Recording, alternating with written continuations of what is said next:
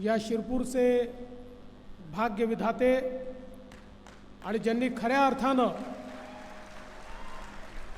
संपूर्ण महाराष्ट्रामध्ये आणि देशामध्ये एक शिरपूर मॉडेल तयार करून दाखवलं, शिक्षणाचं, सिंचनाचं, उद्योगाचं, असे आमदार अमरीशभाई पटेलजी, मंचावर उपस्थित आपल्या सर्वांच्या लोकप्रिय उमेदवार सन्माननीय हिनाताई गावित, विजयाताई आटकर, विजयजी चौधरी, आमदार राजेशजी पाडवी, काशीनाथ दादा, आपले लोकप्रिय आमदार काशीराम दादा पावरा, आमदार आमशा पाडवीजी, आमदार मंजुळाताई गावित, राजवर्धन कदमबांडेजी, पद्माकर मळवीजी, नितेशभाई पटेल, तुषार रंदेजी, भगवंतराव चौधरीजी, धनंजय देवरे, देवेंद्र पाटील, सतीश महाले, किशोर माळी, भरतजी गावित, चिंतनभाई पटेल, या ठिकाणी उपस्थित पटेल, दीपकभाई पटेल, राज भंडारीजी, मंचावरील सर्व मान्यवर आणि या ठिकाणी उपस्थित सर्व माझ्या माता भगिनी आणि बहिणी, आज या ठिकाणी लोकसभेच्या निवडणुकीच्या निमित्ताने आपण सर्व लोक एकत्रित आलो आहोत आणि अमरीशभाईंनी सुरुवातीलाच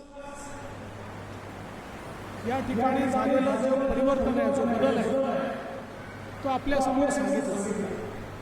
खरं म्हणजे आपल्या सर्वांना याची कल्पना आहे की ज्या प्रकारे शिरपूरमध्ये पाण्याचं नियोजन अमरीशभाईंनी केलं, त्यातनं एक शिरपूर पॅटर्न तयार झाला आणि संपूर्ण महाराष्ट्राने तो पॅटर्न स्वीकारला आणि ज्या ज्या ठिकाणी शिरपूर पॅटर्नच्या माध्यमातनं काम झालं, तो भाग हा दुष्काळातनं पूर्णपणे मुक्त झाला आणि त्या ठिकाणी आज शेतकऱ्यांच्या शेतीला पाणी मिळालं.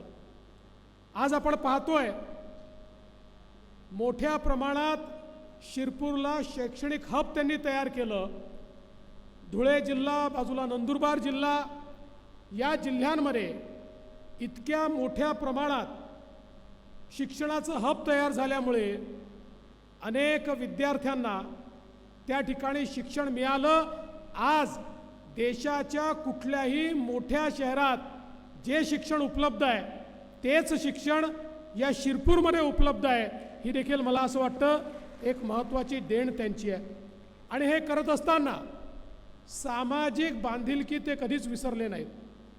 त्यांनी विशेषतः आमच्या आदिवासी समाजातील मुलामुलींना उत्तम शिक्षण मिळालं पाहिजे, त्यांना उच्च शिक्षण मिळालं पाहिजे, त्यांना डॉक्टर इंजिनियर होता आलं पाहिजे, याकरता अत्यंत मोलाचं कार्य हे त्या ठिकाणी केलं. आणि आज काही मागण्या देखील त्यांनी केल्या. मी पहिल्यांदाच अमरीशभाई तुम्हाला सांगू इच्छितो, अनेर धरणाचं पाणी पूर्व भागातनं कॅनलच्या माध्यमातून पश्चिम भागात नेण्याची जी योजना आपण दिली आहे, मी आजच त्याला मान्यता देतो. मात्र आचारसंहिता सुरू असल्यामुळे आचारसंहिता संपली की निश्चितपणे या योजनेला आपण पूर्ण मान्यता देऊ आणि त्या माध्यमातून मला विश्वास आहे की एकदा ही मान्यता झाली तर अधिक जलमय अशा प्रकारचा सगळा भाग होईल. यासोबत अरुणावतीवर 5 बंधारे बांधण्याचा जो निर्धार आपला आहे त्यालाही पूर्ण मदत ही राज्य सरकारच्या वतीनं दिली जाईल, हे देखील या निमित्ताने मी आपल्याला सांगतो. आणि सगळ्यात महत्त्वाचा मुद्दा, शिरपूरमध्ये MIDC सुरू करण्याच्या संदर्भात मी आपल्याला आजच आश्वासित करतो, आचारसंहिता संपल्यानंतर एक बैठक बोलवून आणि त्या ठिकाणी MIDC झाली पाहिजे, हा देखील प्रयत्न निश्चितपणे आपण करू. कारण अमरीशभाईंना या ठिकाणी लोकांच्या हाताला काम द्यायचं आहे. बंधू भगिनींनो, ही जी निवडणूक आहे, ही निवडणूक साधी निवडणूक नाही आहे. ही ग्रामपंचायतची, नगरपालिकेची, महानगरपालिकेची किंवा विधानसभेची देखील निवडणूक नाही आहे. ही निवडणूक देशाच्या लोकसभेची निवडणूक आहे. आपल्याला या देशाचा नेता निवडायचा आहे. कोणाच्या हातामध्ये हा देश सुरक्षित राहील, कोणाच्या हातामध्ये हा देश समृद्ध होऊ शकेल, कोण या देशाला पुढे नेऊ शकेल, सामान्य माणसाच्या आशा आकांक्षा आणि अपेक्षा कोण पूर्ण करू शकेल, याचा फैसला करणारी ही निवडणूक आहे. आणि म्हणून या निवडणुकीमध्ये आज केवळ 2 गट आपल्याला दिसत आहेत. एकीकडे विश्वगौरव असलेले विकास पुरुष आपले नेते माननीय नरेंद्र मोदीजी आहेत, ज्यांच्या नेतृत्वात आपण सगळे या ठिकाणी काम करतो. मोदीजींच्या सोबत शिवसेना आहे, मोदीजींच्या सोबत राष्ट्रवादी आहे, मोदीजींच्या सोबत मनसे आहे, मोदीजींच्या सोबत RPI आहे, मोदीजींच्या सोबत पिरिपा आहे, मोदीजींच्या सोबत रासपा आहे. वेगवेगळे पक्ष मिळून आपली एक महायुती या ठिकाणी तयार झाली आहे. आणि दुसरीकडे कोण आहे? दुसरीकडे राहुल गांधी आहे. आणि राहुल गांधींच्या सोबत 24 पक्षांची एक खिचडी आहे. बंधू भगिनींनो, आपली जी महायुती आहे ही विकासाची ट्रेन आहे. याला मोदीजींचं भक्कम इंजिन लागलंय. वेगवेगळ्या पक्षाचे डब्बे हे त्या इंजिन सोबत लागलेले आहेत. आणि या डब्यांमध्ये दीन दलित गोर गरीब आदिवासी शेतकरी शेतमजूर महिला अल्पसंख्याक भटके विमुक्त OBC सगळ्यांकरता बसायला जागा आहे. मोदीजीच्या ट्रेनमध्ये सर्वांना बसवून सबका साथ सबका विकास म्हणत ही ट्रेन विकासाची सातत्याने पुढे जाते. पण दुसरीकडे काय अवस्था आहे? दुसरीकडे राहुल गांधीकडे डब्बेच नाही आहे, तिथे सगळे इंजिनच आहे. राहुल गांधी म्हणतो मी इंजिन आहे, शरद पवार म्हणतात मी इंजिन आहे, उद्धव ठाकरे म्हणतात मी इंजिन आहे, मुलायम सिंगाचा पोरगा म्हणतो मी इंजिन आहे, लालू प्रसादचा पोरगा म्हणतो मी इंजिन आहे, ममता बॅनर्जी म्हणते मी इंजिन आहे, त्या ठिकाणी स्टॅलिन म्हणतो मी इंजिन आहे. बंधू भगिनींनो, तिकडे डब्बे नाही आहेत. आणि इंजिनमध्ये बसायला सामान्य माणसाला जागा नसते. इंजिनमध्ये फक्त ड्रायव्हर बसतो. त्यामुळे राहुल गांधींच्या इंजिनमध्ये फक्त सोनिया गांधी आणि प्रियंका गांधी करता जागा आहे, तुमच्याकरता जागा नाही आहे. शरद पवारांच्या इंजिनमध्ये फक्त सुप्रिया सुळेंकरता जागा आहे, तुमच्याकरता जागा नाही आहे. आणि उद्धव ठाकरेंच्या इंजिनमध्ये फक्त आदित्य ठाकरेंकरता जागा आहे, तुमच्याकरता त्यांच्या इंजिनमध्ये जागा नाही आहे. बरं, त्यांचं इंजिनही कसं आहे? एक इंजिन जाते मुंबईकडे, दुसरं जाते दिल्लीकडे, तिसरं जाते बारामतीकडे, चौथं जाते चेन्नईकडे. त्यामुळे त्यांचं इंजिन हालतही नाही, डुलतही नाही, चालतही नाही आणि कोणाला घेऊनही जात नाही. ठप्प पडलेलं इंजिन म्हणजे राहुल गांधींची पार्टी आणि त्यांचं अलायन्स आहे. आणि विकासाकडे नेणारं इंजिन हे मोदी साहेबांचं इंजिन आहे. आता सीनाताईंनी आपल्याला सांगितलं, गेल्या 10 वर्षामध्ये मोदी साहेबांनी चमत्कार केला. जगातले अर्थशास्त्री आज चर्चा करतायत हे विकासाचं मोदी मॉडेल काय आहे. 10 वर्षात मोदीजींनी 25 कोटी लोकांना गरिबी रेषेच्या वर आणलं. 25 कोटी लोकांना. 20 कोटी लोक जे झोपडीत राहायचे, कच्च्या घरात राहायचे, आज ते पक्क्या घरात मोदीजींमुळे राहायला गेले. 50 कोटी लोक ज्यांच्या घरामध्ये चूल होती त्यांच्या घरी मोदीजींनी गॅस दिला. 55 कोटी लोक ज्यांच्या घरी शौचालय नव्हतं त्यांच्या घरी शौचालय पोचलं. 60 कोटी लोक ज्यांना त्या ठिकाणी स्वातंत्र्याच्या 70 वर्षानंतर देखील पिण्याचं पाणी नशिबात नव्हतं. आमच्या माता भगिनींना हंडा घेऊन नदीवर जावं लागायचं, नळावर जावं लागायचं, विहिरीवर जावं लागायचं. त्या 60 कोटी लोकांना त्यांच्या घरापर्यंत नळ देऊन पाणी देण्याचं काम हे मोदीजींनी या ठिकाणी केलं. आणि 80 कोटी लोक अशी आहेत, 80 कोटी ज्यांना मोदीजी मोफत रेशन देतात. आणि मोदीजींनी सांगितलंय पुढचे 5 वर्ष देखील या 80 कोटी लोकांना मोफत रेशन मोदीजी देणार आहेत. आणि आपल्या महाराष्ट्रात त्यात 7 कोटी लोक आहेत की ज्यांच्याकडे मोदीजींचं मोफत राशन पोचतं.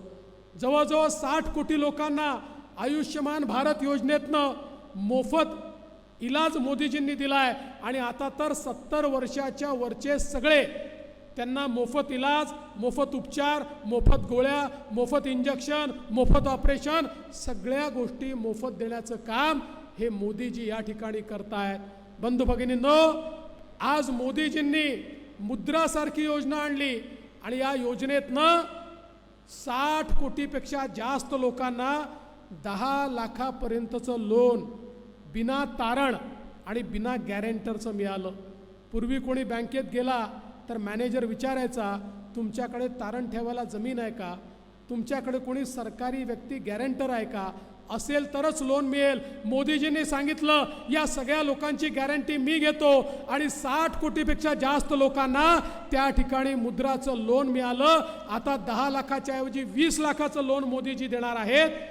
आणि मला हे सांगताना आनंद वाटतो, यामध्ये 50% जास्त आमच्या माता भगिनी आहेत ज्या आपल्या पायावर मोदीजींनी उभ्या केल्या आहेत. एवढंच नाही, देशामध्ये 80 लाख बचत गट मोदीजींनी तयार केले, 8 लाख कोटी रुपये त्याला दिले आणि त्या माध्यमातून 10 कोटी महिलांना मोदीजींनी आपल्या पायावर उभं केलं. आणि त्यातल्या 3 कोटी महिलांना आता मोदीजी लखपती दीदी बनवत आहेत आणि येत्या काळामध्ये पूर्ण 10 कोटी महिला या लखपती होतील. हा मोदीजींचा या ठिकाणी महिलांच्या प्रती संवेदना आहे, हा संदेश आहे.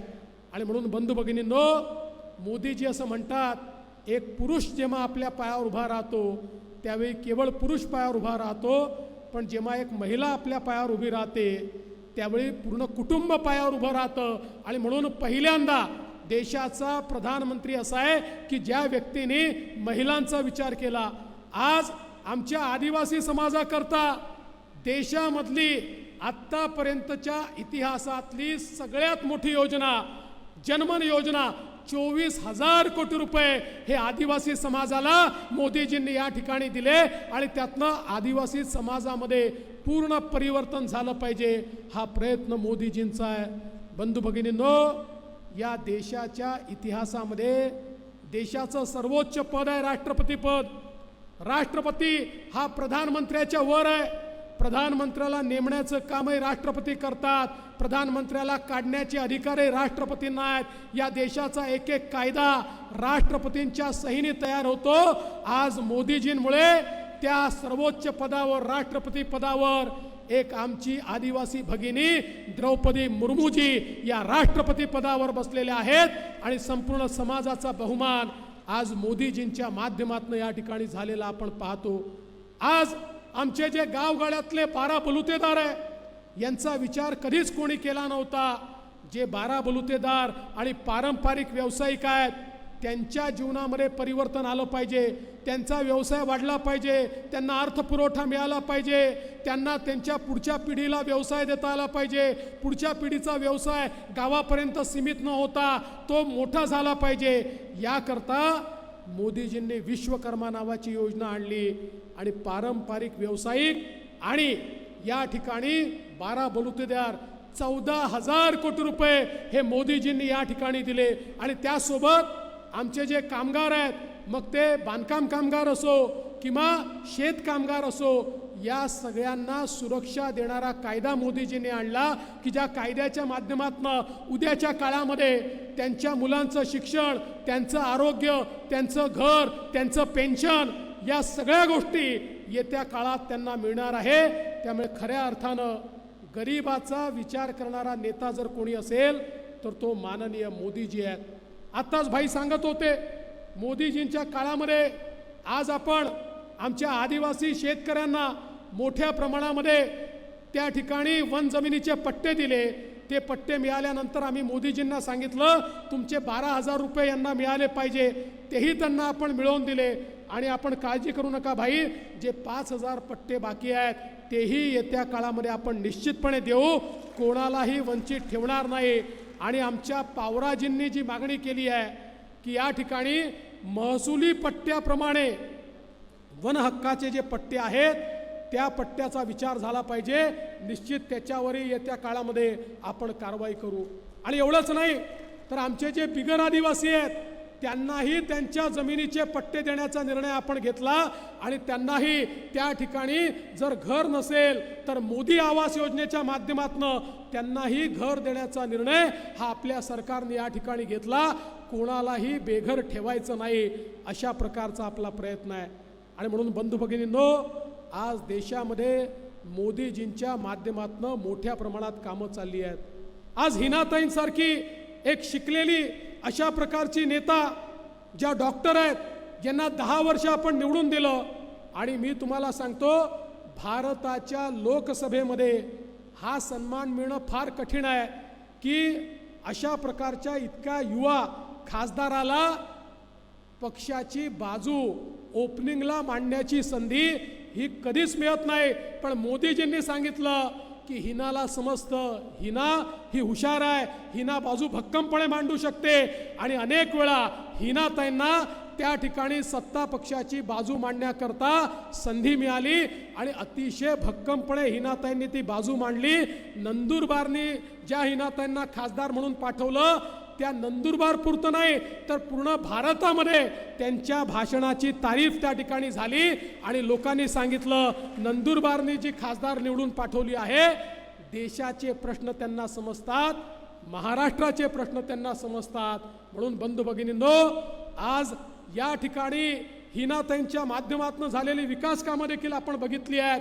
आता रेल्वे आपल्याकडे येते आहे, रस्त्यांची कामं होत आहेत. ही सगळी कामं का होऊ शकत आहेत? कारण मोदीजींनी पूर्वीच्या काळामध्ये या देशामध्ये वर्षाला रस्ते असतील, पाणी असेल, पाटबंधारे असतील, वीज असेल, वेगवेगळ्या कामांकरता इन्फ्रास्ट्रक्चर करता वर्षाला 1 लाख कोटी रुपये खर्च व्हायचे. मोदीजींनी 1 लाखावरनं वर्षाला 13 लाख कोटी खर्च करणं सुरू केलं आणि त्यामुळे पूर्ण देश हा आपला बदलताना या ठिकाणी दिसतोय. आणि सगळ्यात महत्त्वाचं, जे लोक जातीपाती धर्माच्या गोष्टी करतात, माझा त्यांना सवाल आहे, मोदीजींच्या कुठल्याही योजनेमध्ये त्यांनी धर्म पाहिला नाही, जात पाहिली नाही, भाषा पाहिली नाही, पंथ पाहिला नाही. तो हिंदू आहे, मुसलमान आहे, ख्रिश्चन आहे, बौद्ध आहे, हे मोदीजींनी पाहिलं नाही. प्रत्येक गरीबाला घर दिलं, प्रत्येक गरीबाला गॅस दिला, प्रत्येक गरीबाला पाणी दिलं, प्रत्येक गरीबाच्या घरी त्या ठिकाणी इलेक्ट्रिसिटी नेण्याचं काम मोदीजींनी केलं. आता आमच्या विरोधी पक्षाला त्या ठिकाणी काही विषय उरले नाही तर हे लोक इतके खोटारडे आहेत. आता यांनी रोज नवीन खोटं बोलणं चालू केलं. हे लोक असे आहेत, आमचे काँग्रेसचे लोक आणि विरोधी पक्षातले लोक असे आहे की जगामध्ये जर खोटं बोलण्याचं ऑलिम्पिक घेतलं तर सगळी पदकं, सगळे गोल्ड मेडल हे आमच्या काँग्रेसच्या लोकांना आणि विरोधकांना मिळतील. इतकं सकाळपासून रात्रीपर्यंत खोटं बोलतात आणि लोकांना दिग्भ्रमित करतात. आता यांनी नवीन खोटं काय चालू केलं? म्हणाले मोदीजींना 400 जागा मिळाल्या तर ते संविधान बदलतील. बंधू भगिनींनो, मी तुम्हाला सांगतो, मोदीजींनी सांगितलंय जोपर्यंत या पृथ्वी तलावर चंद्र आणि सूर्य आहे तोपर्यंत बाबासाहेबांचं संविधान कोणी बदलू शकत नाही.